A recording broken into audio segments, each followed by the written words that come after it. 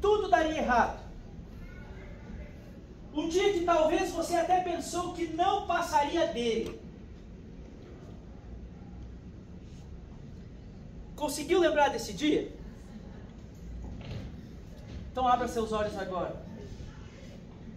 Você está aqui hoje, amém? Amém. Então isso quer dizer que você passou por esse dia. Que Deus derramou graça sobre a sua vida e lhe permitiu vencer essa adversidade e esse desespero.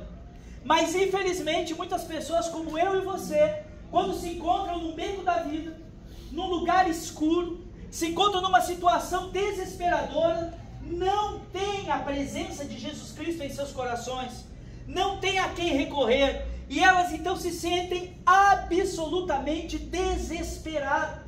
E elas saem por aí procurando bater em qualquer porta que tenha uma resposta, pedindo conselho para qualquer um que possa dar uma palavra, e elas angustiam o seu coração, porque elas estão desesperadas com as coisas difíceis que têm acontecido a elas. E essas pessoas que não conhecem Jesus, precisam de mim e de você, para que nós possamos então anunciar a elas que Jesus Cristo é a ressurreição e a vida, e que quando nós estamos desesperados, achando que tudo se acabou, achando que não tem saída, achando que não vai dar nada certo, Jesus Cristo se apresenta e ressuscita os nossos sonhos. Amém? Amém. Abra sua Bíblia em João capítulo 11, e nós vamos ler a partir do verso 20.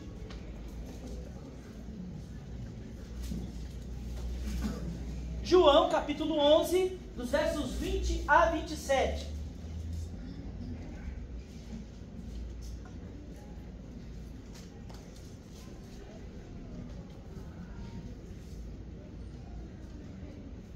João capítulo 11, verso 20.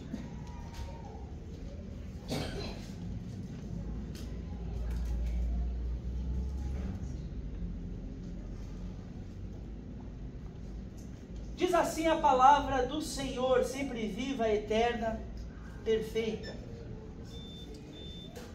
Quando Marta soube que Jesus estava chegando, foi ao seu encontro. Maria, porém, ficou em casa. Marta disse a Jesus: se o Senhor estivesse aqui, meu irmão não teria morrido.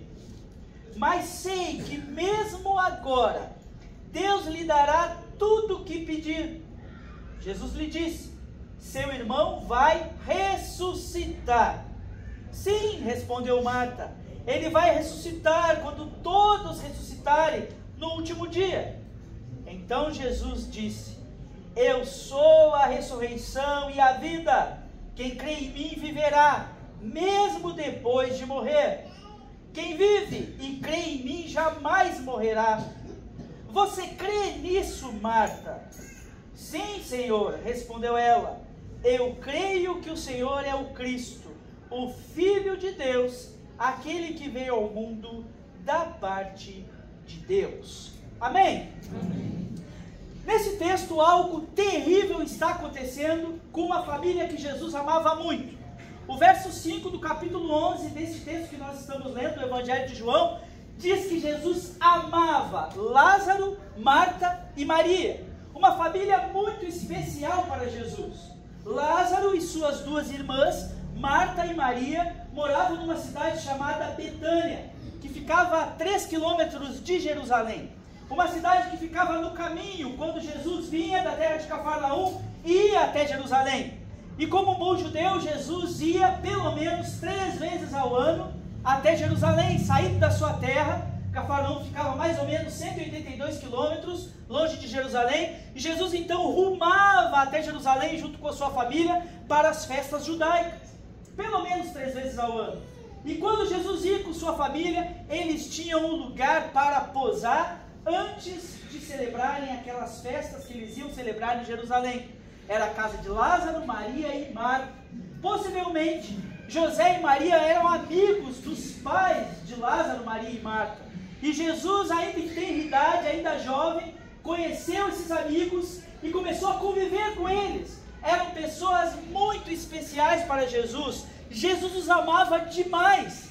E no Evangelho nós vemos que diversas vezes Jesus passa para ir até Jerusalém e ele para na casa de Lázaro, Maria e Marta.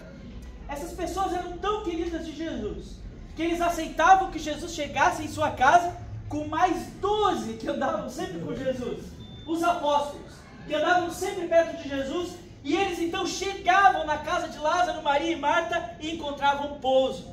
A Bíblia nos diz que Marta era uma mulher voltada para a organização das coisas. Marta deveria ser, no bom sentido, parecido com a irmã Sônia, né? No bom sentido, irmã Sônia. No sentido de organizar, de fazer com que as coisas funcionem. Marta gostava de tudo bem organizado, né, irmã Sônia? Tem que ser organizado as coisas. E ela então preparava, eu fico imaginando ela tirando o colchão do lugar onde estava guardado, jogando no chão, arrumando as coisas, para que aquela turma que vinha com Jesus participasse daquele momento. Eu fico imaginando ela mexendo a panela grande, cheia de comida para alimentar aquele povo, e ela correndo atrás da estrutura necessária. Eram pessoas especiais. Lázaro ficava sentado à beira da mesa junto com Jesus, e diz o texto da Bíblia que eles contavam histórias sentados à mesa, e eu fico imaginando Lázaro fazendo Jesus passar vergonha por suas travessuras de menino na frente dos seus apóstolos, dizendo: oh, hoje ele é o mestre de vocês. Mas quando nós éramos crianças, nós brincávamos aí na rua, nós fazíamos várias coisas que crianças fazem. Contava aquelas histórias. E Maria ficava aos pés de Jesus, ouvindo o que eles estavam falando, participando ali daquela reunião. Era uma família muito especial para Jesus Cristo. No entanto, um certo dia, o desespero cai sobre essa família. Lázaro, que era o homem da casa, e à altura do texto que nós lemos, possivelmente, os pais de Lázaro, Maria e Marta já haviam morrido. E Lázaro, então, era o arrimo da família, cuidando das suas irmãs. E este homem, então, ficou doente, terrivelmente doente. E o início do capítulo 11 do Evangelho de João nos diz que tão logo Lázaro ficou doente, qual foi a primeira pessoa que veio na mente de Maria e Marta? Jesus.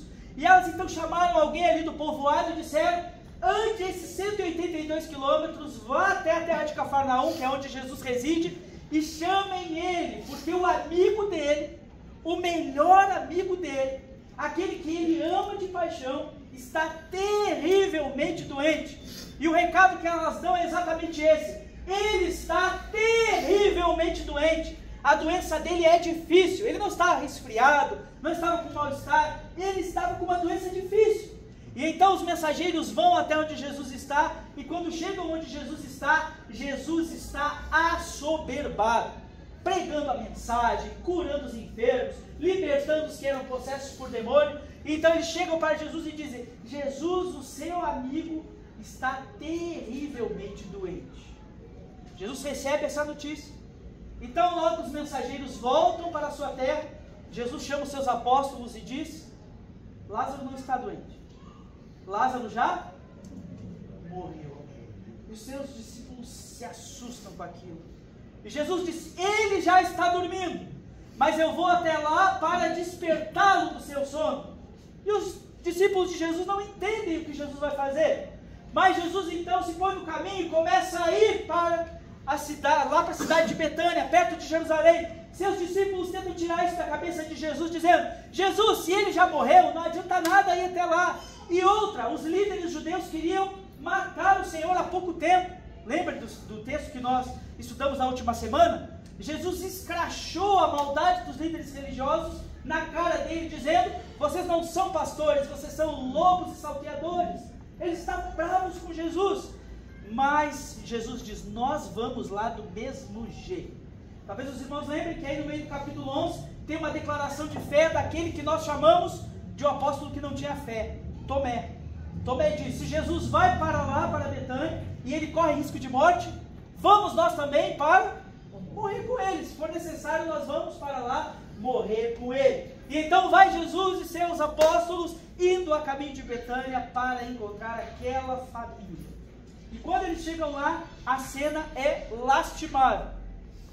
Todo mundo está chorando, triste, pessoas pranteando a perda de Lázaro, que era uma pessoa não amada apenas por Jesus, mas amada por toda aquela cidade, por todas as pessoas que o conheciam. Então quando Jesus vem chegando, Jesus ainda está um pouco longe do lugar onde eles residem. Alguém avisa Marta que Jesus está vindo, e Marta vem correndo até Jesus, se lança aos pés dele e diz: Senhor, se o Senhor estivesse aqui, meu irmão não teria morrido. E Jesus então olha para Marta, o desespero, a tristeza, o beco sem saída em que ela estava. Ele diz: Marta, eu sou a ressurreição e a vida. Marta está desesperada, sem saber o que fazer. Ela tinha fé em Jesus Cristo. Ela acreditava que Jesus era poderoso para curar Lázaro enquanto ele estivesse vivo. Mas agora que Lázaro morreu e já está sepultado, o texto diz que há quantos dias Lázaro já estava morto? 4 dias. Parece que a fé daquela mulher começa a vacilar.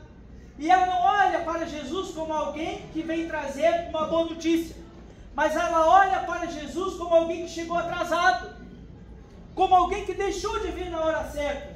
E o coração dela então entra em desespero e a fé dela vacila. E Jesus precisa sacudir Marta, dizendo: Marta, eu sou a ressurreição e a vida. Aquele que crê em mim, ainda que esteja morto, viverá. E Marta está em uma crise tão grande de fé que ela diz: Senhor, eu sei que Lázaro vai viver na ressurreição do último dia. Jesus fala: não, eu vim aqui para fazer um milagre, algo extraordinário, algo diferente. Eu vim aqui para acabar com o seu desespero. Eu quero tirar desse texto essa noite 4 lições aos nossos corações, para que nós possamos usá-las nos momentos em que nós também estivermos desesperados. Se quando eu pedi para fecharem os olhos no início dessa pregação, você fechou seus olhos e não encontrou um momento de desespero, bem-aventurado é você. Mas eu quero lhe dar uma notícia triste, muito trágica. Um dia você chegará nesse lugar. Um dia a vida vai lhe colocar no beco. Um dia você vai estar num lugar onde a fé será tudo que você vai ter. E eu espero que as lições que nós vamos refletir agora possam servir de âncora para a sua alma, quando o mar da vida se revoltar. Possam servir de farol para você, quando a noite for mais escura na sua vida. E que quando você pensar em se desesperar, quando a sua fé vacilar, como a fé de Marta vacilou, você lembre dessas lições e com elas aqueça o seu coração. Amém? Amém. Fiz a introdução, vou começar a pregar agora, pode ser? Primeiro lugar, primeira lição que esse texto me ensina: Jesus sabe que nós podemos vacilar, mas mesmo assim vem ao nosso encontro. Fale para quem está perto de você: você pode vacilar. Você pode vacilar. Jesus sabe que nós podemos vacilar, mas mesmo assim Ele vai ao nosso encontro. Já imaginou se Jesus chegasse para Marta e dissesse assim: Marta, onde está a sua fé? Eu vim de lá aqui e você me trata desse jeito, dizendo: Senhor, se o Senhor estivesse aqui, nosso irmão não teria morrido.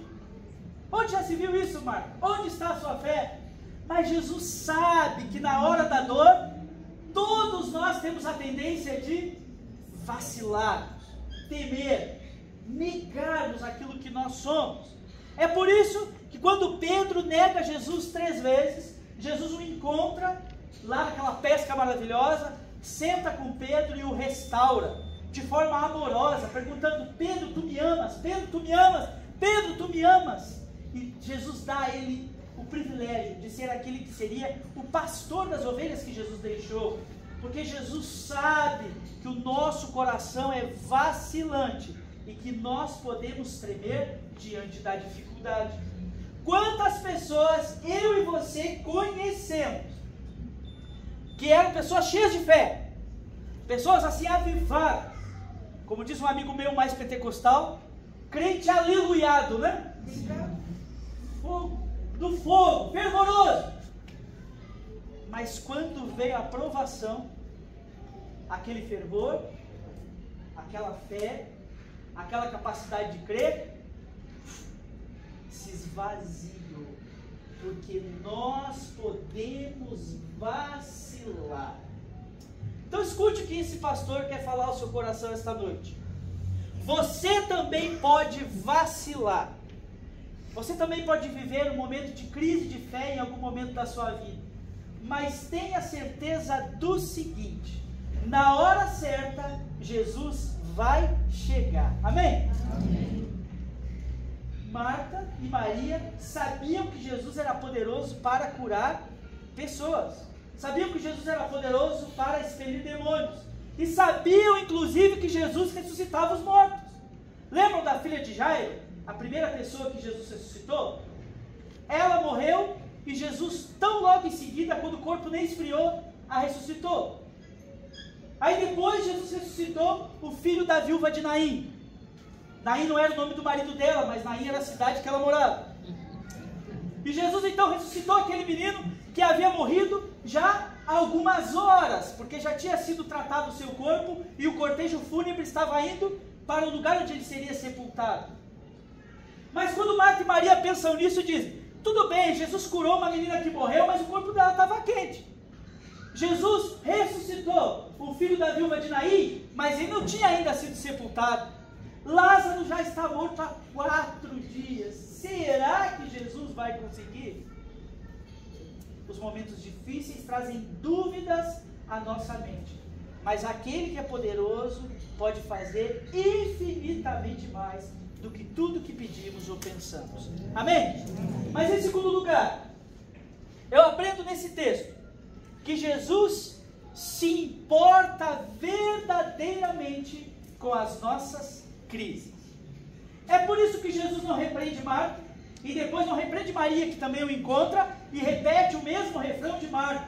Maria também encontra Jesus e diz: Senhor, se o Senhor estivesse aqui, nosso irmão teria morrido. É por isso que Jesus não repreende as irmãs, porque Jesus sabe do que nós somos feitos, e Ele não está tão importado com aquilo que nós falamos no momento da dor, ou com aquilo que nós sentimos no momento da dor, mas Ele está preocupado em acolher o nosso coração e nos ajudar a restaurar as nossas vidas daquilo que está nos machucando. O texto diz que Jesus, quando chega e vê aquela situação, as irmãs chorando, as pessoas ali na volta do sepulcro, aquele momento triste, diz que Jesus olha aquilo e Jesus revolta-se dentro de si. É como se aquela dor que estivesse pairando no ar entrasse em Jesus, e Jesus então pergunta indignado, cheio de fé: onde vocês o colocaram? Jesus sente aquela dor, Jesus se compadece de verdade daqueles que estavam sofrendo. Quando Jesus vê a tristeza de todos, Jesus já sabia o que ele ia fazer, amém? Antes de sair lá da cidade de Cafarnaum, que Jesus demorou 4 dias para percorrer esses 132 quilômetros, deve ter tido muitas ocupações no meio do caminho, mas antes de sair de Cafarnaum, Jesus já sabia: eu vou lá despertá-lo do sono, ele já morreu. Mas mesmo assim, quando vê a dor de todas aquelas pessoas, João 11:35, o menor versículo da Bíblia, diz: Jesus chora. Ele não chora porque Lázaro foi embora, ele sabe que ele vai ressuscitar Lázaro. Ele não chora porque ele está preocupado com o que vai acontecer, mas a dor daquelas pessoas comove o seu coração, e ele se compadece delas, se une a elas no seu choro, e ele chora pela tristeza que aquelas pessoas viviam naquele momento. De fato, Jesus se importa com a nossa dor. Sabe qual é a maior mentira que o diabo conta para nós quando nós estamos no momento de desespero? Ele diz assim: ninguém se importa com você, ninguém está nem aí. E você começa a ter esse pensamento na sua cabeça e dizer assim: ninguém se importa, eu estou vivendo esse momento e ninguém se importa, ninguém quer saber o que eu estou passando, ninguém se importa comigo.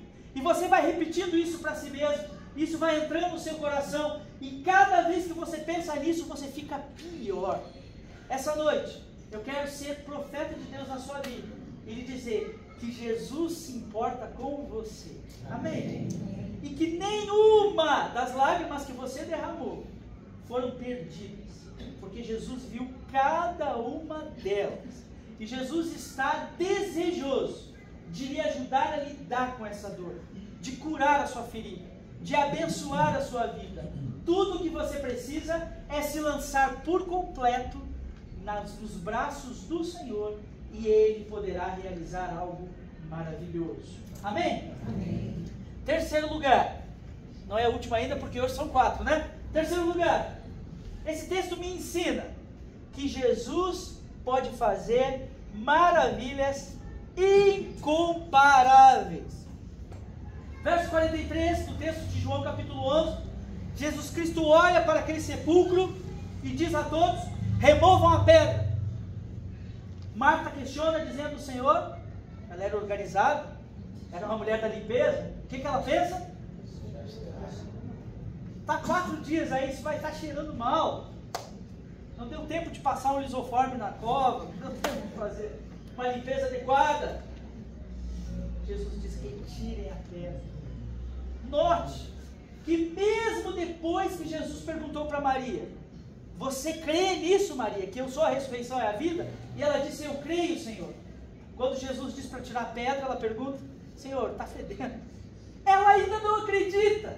Parece que ainda não entrou na mente dela que Jesus foi lá para operar o milagre. Mas aí então, eles removem aquela pedra e Jesus diz, né, em alto e bom som. E eu uma vez brinquei com a Zélia que gostaria de pôr o nome num filho de Lázaro. Só para eu sentir um pouco da autoridade de Jesus, né? E quando ele estivesse fazendo bagunça, eu poder falar como Jesus falou: Lázaro, sai! E Jesus olha para aquilo e diz: Lázaro, sai!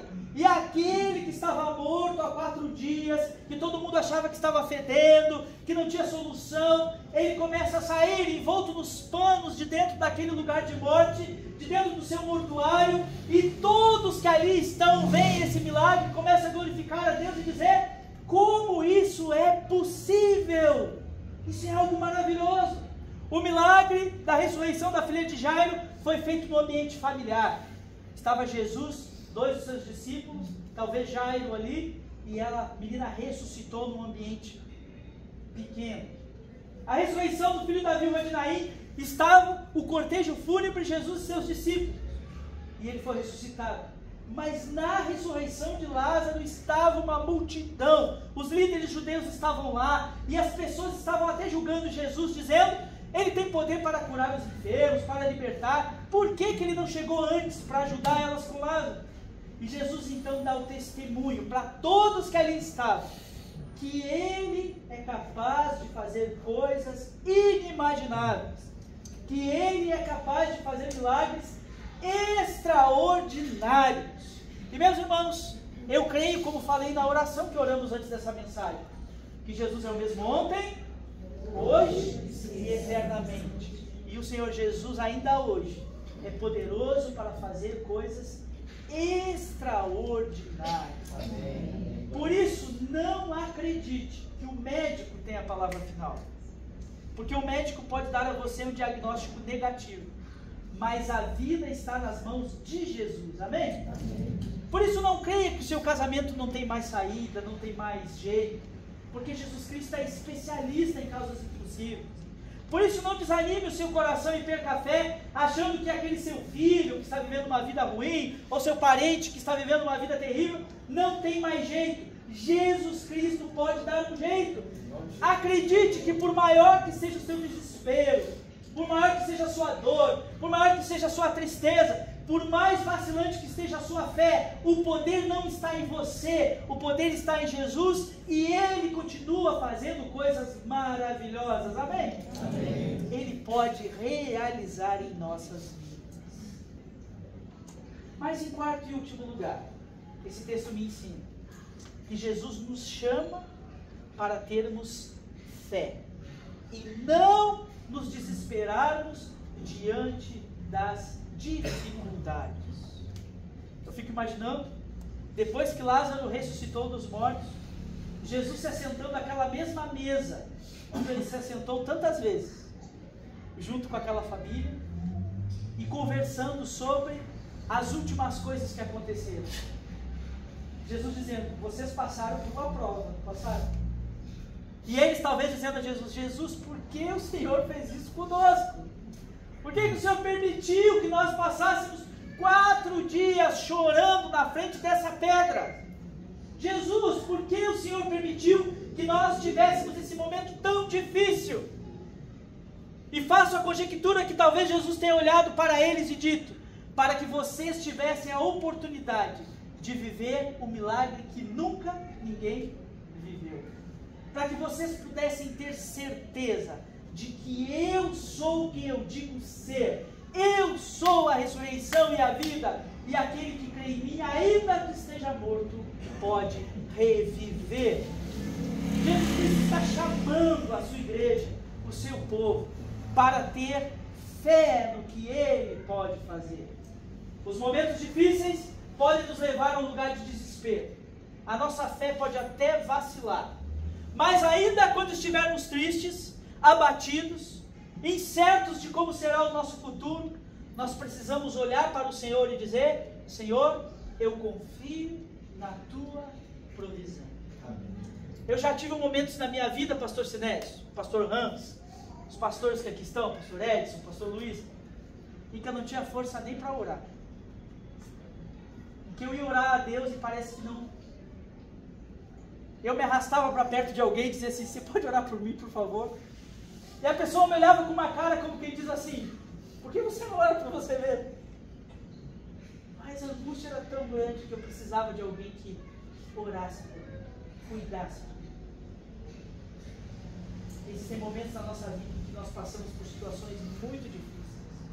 Mas como é bom, quando ainda na angústia da nossa alma nós temos fé para dizer: Senhor, ainda que o mundo se esvaia, ainda que eu me lasque todinho, ainda que tudo dos meus planos dê errado, o Senhor está sentado no trono do meu coração, e para mim o viver sempre será Cristo, e se eu morrer, para mim será lucro, porque eu confio em Ti. Eu não sei o que vocês que estão ouvindo essa pregação hoje, o que esse rebanho que aqui está tem vivido. Eu não conheço o seu dia a dia, a sua vida, mas talvez haja alguém aqui esta noite que está vivendo um momento de grande angústia na sua alma. Situações que têm lhe tirado o sono. Eu quero dizer a você esta noite que Jesus Cristo é a ressurreição e a vida. E que Ele pode operar um milagre maravilhoso. Se Ele operar um milagre na sua situação maravilhoso, nós vamos glorificá-lo. Vamos contar da glória do Senhor para todos que quiserem ouvir. Vamos anunciar que Ele é maravilhoso. Mas se o Senhor não fizer aquilo que nós esperamos que Ele faça, eu quero pedir ao Senhor essa noite que faça um milagre no nosso coração. E que nós aprendamos a confiar nele, ainda que Ele tenha para nós um cálice amargo, como aquele que Jesus Cristo pediu que Deus o afastasse, mas que Ele teve, no final das contas, que bebê-lo por completo. Eu quero orar com você esta noite. Feche seus olhos e nós vamos juntos orar ao Senhor. Eu quero pedir a Deus esta noite que visite as nossas vidas, nossos corações, e que possa nos livrar de toda angústia, de todo desespero. Que Ele firme nossos pés na rocha que é Jesus Cristo, e não deixe nossa fé ser abalada pelas situações que podem acontecer na nossa vida.